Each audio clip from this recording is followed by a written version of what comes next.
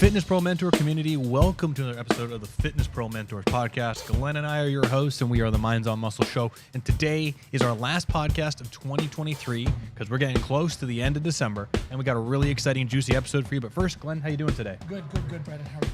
I am doing very, very good. Very excited. Hey, you know what we're going to do? At any level personal trainer, we're going to help you come up with a solid marketing plan to make sure you feel good about blowing up your business. And I've been chatting with many of you in the group lately, which has been very cool. And many of you who I've been talking to are you are brand new trainers. There's several of you who are trying to make a full go at this. So what we're going to do today, Glenn and I are going to go over two very simple strategies to think about kicking off 2024 with a banger. And we're going to talk about if you're under 5K per month or even just 0 hours as a trainer, what to do and how to get started and try and build it up to your first 5K and even thinking about getting to the 10K months.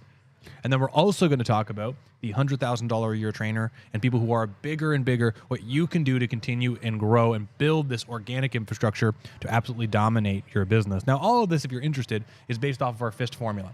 So if you want to learn a little bit more of this, go to our trainings under the guide section in the Fitness Pro Mentors Facebook group. Under the guide tab, there's a training that says FIST formula. A lot of information in there. But first, Glenn, where would you like to start? That's a great question, Brandon. I want you to finish this sentence. If you're for everyone, you're for no one. That's right. The very first thing that you want to carve out, if you haven't done it already, even if you are a $100,000 trainer or if you are a $10,000 trainer, is you want to figure out who your ideal target avatar is. Who is your demographic? Who are your services for? Because there's so many people out there competing for attention in fitness and exercise and health land that if you don't have a specific group of people that you work with, that you're targeting, that your messaging is around, you will get caught up in the noise. You're going to sound like everyone else. The people that do amazing in this industry know who they serve them well, and all their marketing is around that particular demographic. So the first thing you got to do, if you don't have it already, figure out who your ideal client avatar is. Now, I don't want to interrupt, but I sort of am, and I want to throw one thing in there with this, because you've been around here for the last 4 years. We've talked about client avatar a lot, but I will say that there's one of our students who's absolutely an amazing trainer, and he's had a client avatar for years that he's been focusing on, and a good avatar. But we've discovered over the last few years, this avatar that can afford his services is fragile and inconsistent despite having the resources to afford them and despite being a growing market. So I want to just add to Glenn that not only have a client avatar, but sit back and think about all the different types of psychographics that you work with and really think, okay, of the people I work with, who are going to be the most consistent people in my schedule that I can solve a problem for? Because you can go for the mega entrepreneurs who money is no issue, but time is their problem. And they're with you for a week and they're gone for 6 weeks to BC. They're with you for a week and then they're off to Yehuppetsville for another 6 weeks. And that's a problem, Yehuppetsville.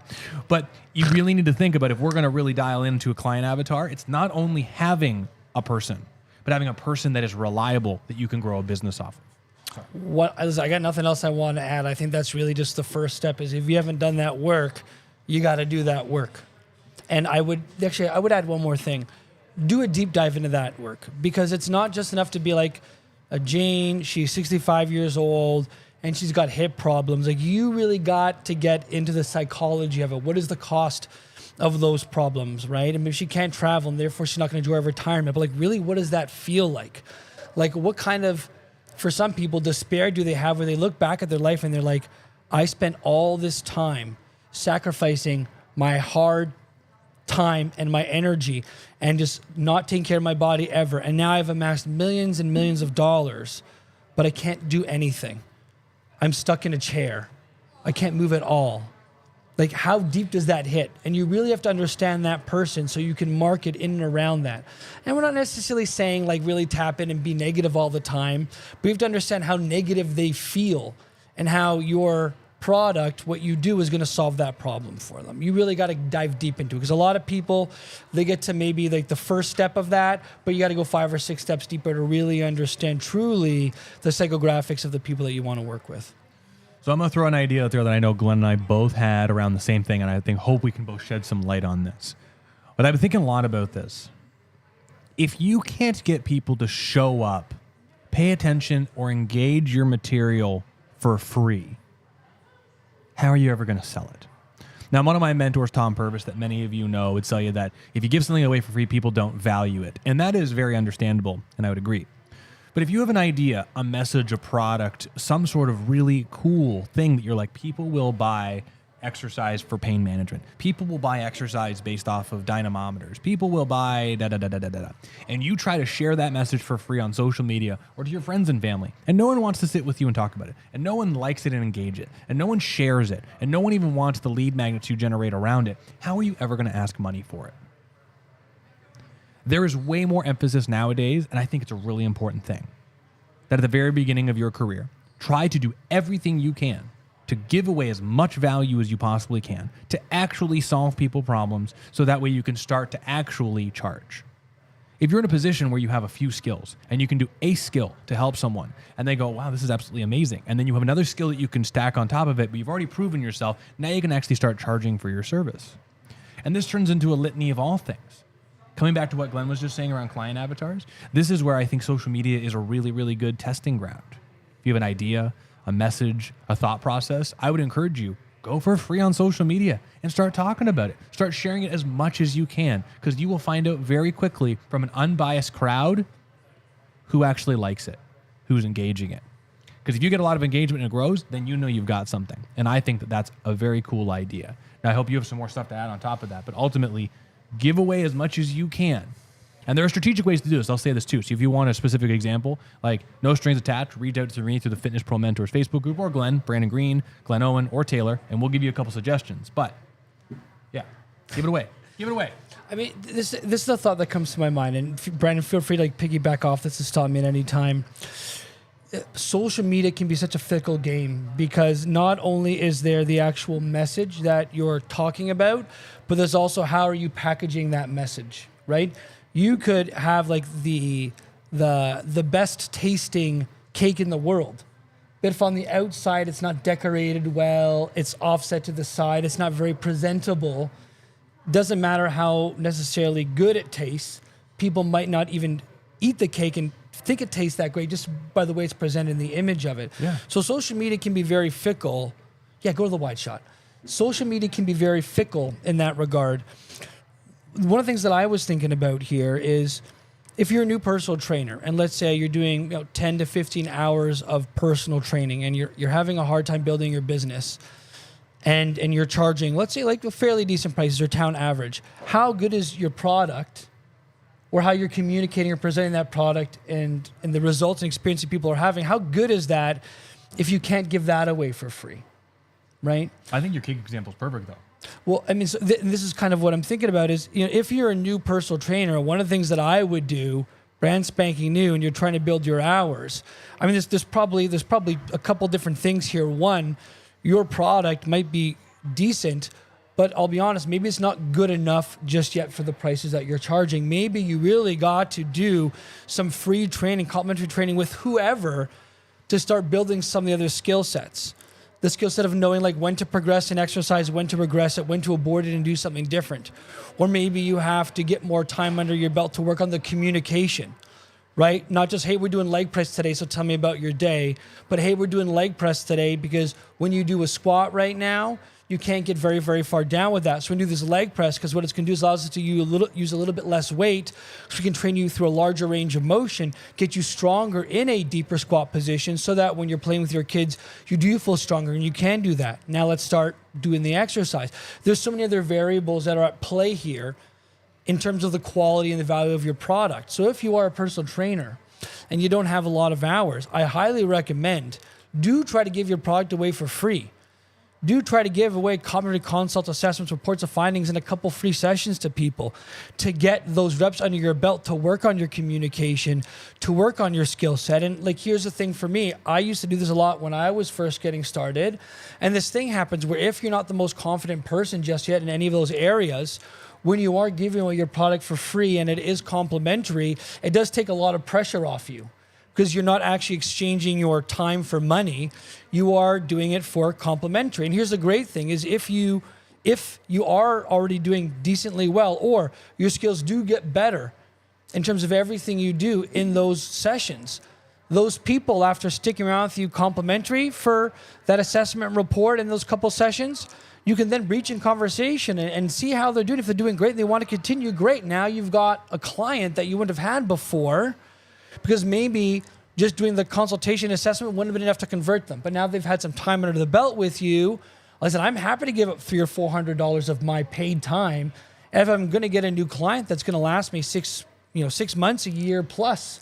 And I have done that. And that's something that I think works for a lot of different people. So I would say that if you are under 10 to 15 hours and you're having a hard time giving away for free, your product probably has to get better, whether it's the communication, what you actually do with people, the experience, how you talk to people about your thing. Give it away. And you can do that in any different ways. You can say give it away as the gift of Christmas, where you're giving away 3 consultations, assessments, plus 2 personal training sessions to just people in your life because you love them, you want to help them, or to friends of friends. However that might look like, but just get some more reps underneath your belt. Because people who are amazing get crazy results and they're really, really good, referrals run through the door. So maybe your product just isn't good enough, and that's okay. Get some time underneath your belt. That's what I would say. There people was who are really new. My buddy Grant, who is a professional drummer, worked at a music store in town here called Cosmo Music, which if you're in Canada, you'll have known it. And there's a really famous snare drum that is on it's on pretty much all the major records in the rock music in the back. It was a Ludwig snare drum. It's called the Black Beauty. And if any of you is a drummer or a musician, you know what the Black Beauty snare drum is. Nowadays, it's so sought after. It's made of black nickel brass. It's spun a specific way, and you can't buy it for cheaper than $1,500. And if you get a version of it from the 70s or the 80s, it's a $2,000, $3,000 snare drum. It's not even worth the material, but it's so rare and special that everyone wants the Black Beauty. And anything that is created that is not the Black Beauty is not even revered as a good quality product. And so 10 years ago, Ludwig released a new drum that was a more affordable version of the Black Beauty called the Black Magic. And it actually looked cooler. But what they did was they set up the Black Beauty in the store for $1,500 and the Black Magic for $300. And people would look at the Black Beauty and go, oh, this is amazing. And they look at the Black Magic and go, that's cool, but this is inferior. And no one would buy the Black Magic, and their stock just started to pile up and pile up. And so Grant had this great idea, kind of the idea that Glenn was talking about taste testing, was he had people come in and he set them up and he tuned them the exact same hardware, same everything. He said, you know what we're going to do? You think this is a cool drum, the Black Beauty? Put this blindfold on. Here's a drumstick. Spun them around, made them play one drum, made them play another drum, and said, which one do you think is the $1,500 snare drum? And they go, oh, this one. And it was the $300 snare drum. It was the cheaper, more affordable one. It was the one that no one had heard of or seen before. Therefore, once they actually experienced it, tried it, they realized how amazing and good it was for 1/5 the price. So what we can learn from this, when you're brand new and no one's heard of you, no one knows you, right? Talking about being cake. Maybe you're not the most shredded person in the world. From across the gym, people go, I want to work with that shredded person, right? They need to experience you. They need to taste test you, so to speak, and get the full experience. And the more you can provide through actual tactile experiences, getting better at delivering your service, or giving things away on social media. I mean, I think social media is the most perfect example, because in small, you have to get good at concise copy, words that people want to actually listen to, messages that people want to hear in 30 seconds. And if you can't get it across in 30 seconds, people scoot on, which may not seem very practical for real life, but for personal training, business development. How often do you have more than 30 seconds to 45 seconds to convey an idea to a client without wasting their time in the session? Because I'll tell you what, if I take a 3-minute discourse to explain something to a client, they're going to take off. At the end of the day, if you are a new trainer or you're trying to get people in the door, they need to experience you, and you also need to practice delivering your product in a way that people realize the value so they stick around and want to invest into you. Mm-hmm. Even yesterday. Sorry, you go. Oh, well, I was just going to say, it's all about, we talked about this in our last meeting, closing the imagination gap, right?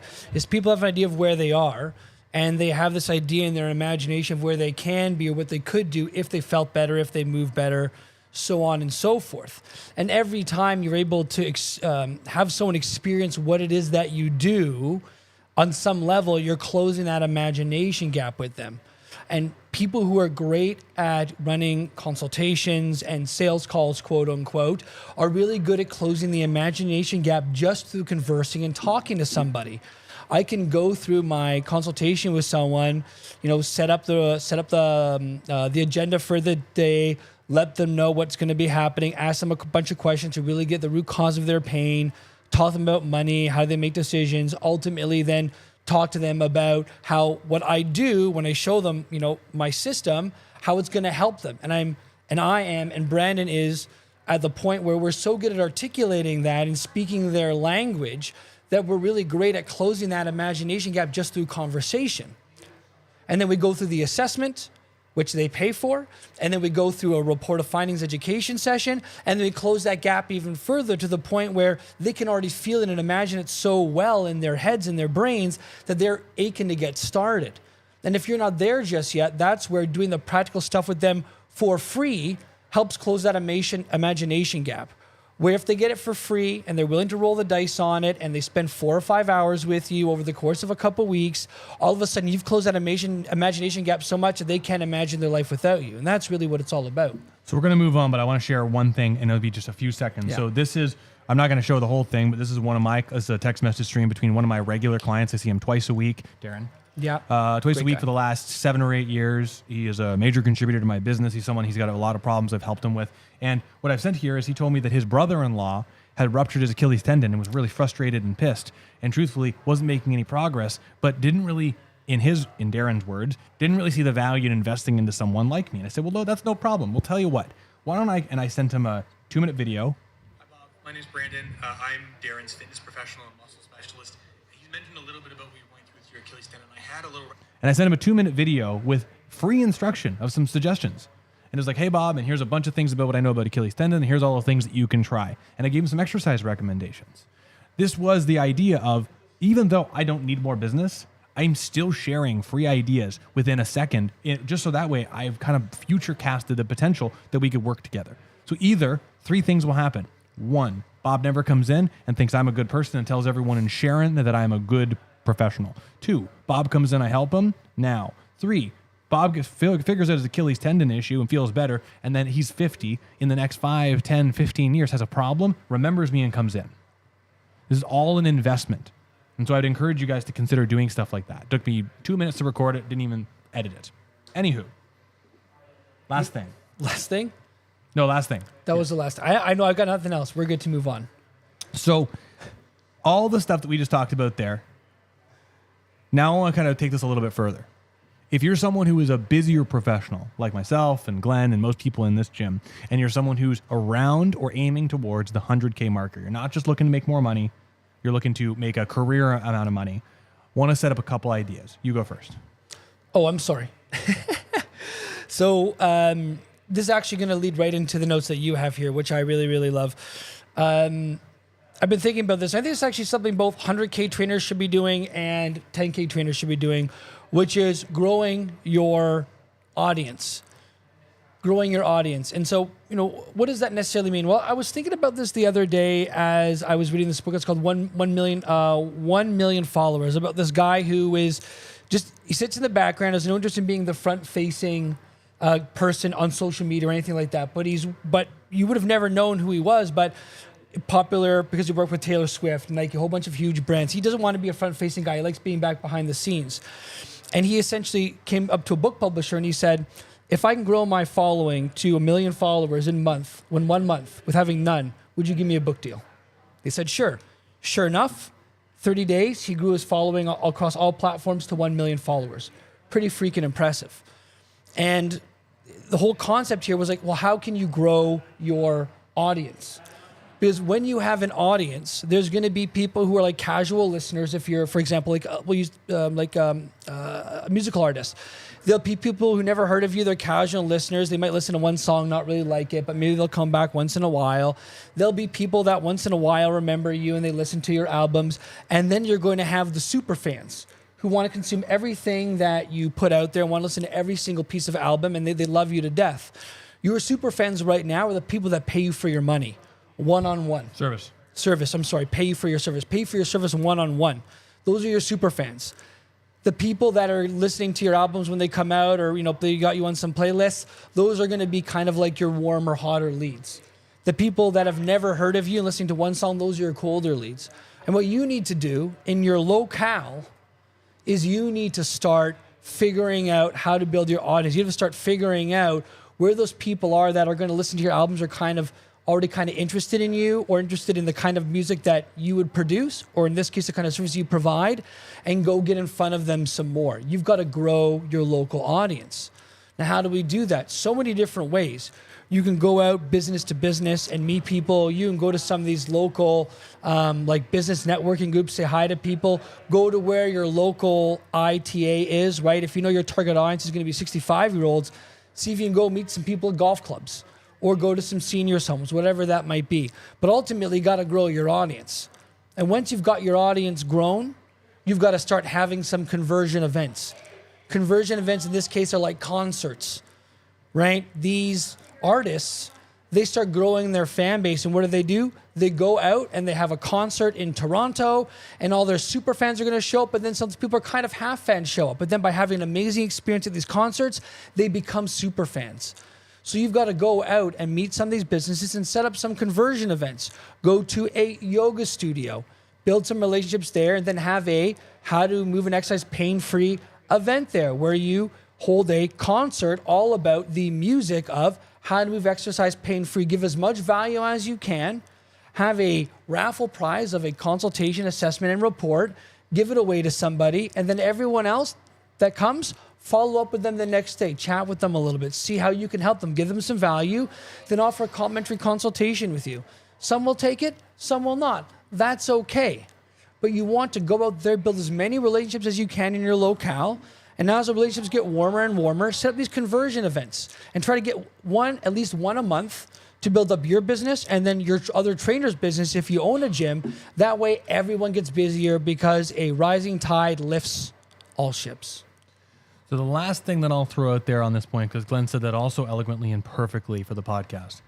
The last thing that I would say is the biggest mistake that I've identified within our veteran students, as well as most people who are entering, is you have to firm up your sales process at the beginning, not to get better at sales, but to actually get better at keeping people long-term. And so many people, there are many great ways to sell someone. And truthfully, you don't have to look very hard to look up the Alex Hormozis, the Vince Del Montes, and all these people that will share how to sell someone. But one thing that I believe that I've become really good at from an expert perspective, and I try to share with everybody here that Glenn and Taylor and many people that work in this gym have gotten good at, is doing such a thorough job at the beginning that the future is set almost forever. And it really means that when you're selling someone, it's not just about getting someone to sign the contract today, but kind of future casting all the problems that will pop up. Talking about, hey, well, listen, what happens if you get really strong, you really feel good, and then in 2 years, your back relapses, right? Setting up the idea.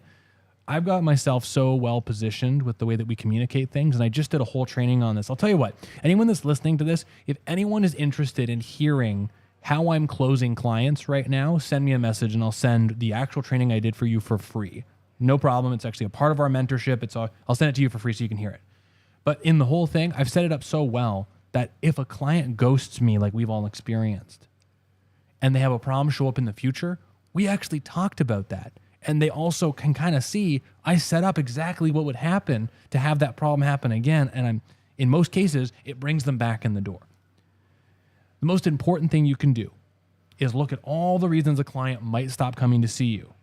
Rational reasons. And try to set up futures. Worried about costs? We can change the relationship. Don't want to come as frequently? We can change the relationship.